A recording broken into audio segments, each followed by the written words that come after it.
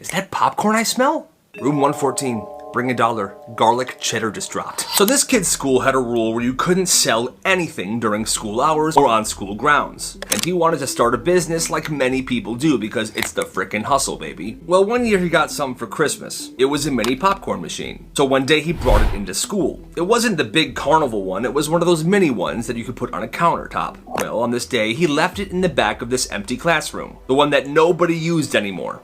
And he had an extension cord running from the popcorn machine to an outlet. Nobody noticed. And then he made signs to pass out. Free popcorn. Suggested donation $1. Room 114. At lunch, he'd leave the door open just enough, so people could smell the popcorn as they were walking towards the room. He had everything. He had cups, he had flavors, cheddar, garlic, ranch, even sweet chili. And what was genius was that he wasn't technically selling anything, so he couldn't really get in trouble.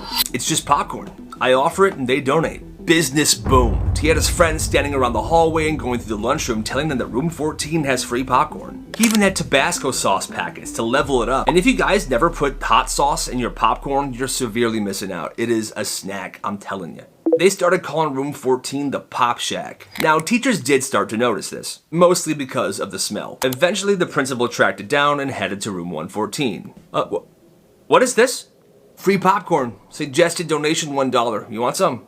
The vice principal paused. He looked around. There was even a tip jar. He was impressed. Honestly, smells pretty good.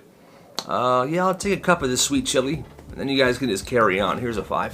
That was that. They let him keep doing what he was doing. The only rules were this: no smoke, no fire, and no mess. And they had to have a teacher nearby to check in every so often, which they all agreed to. That was very reasonable.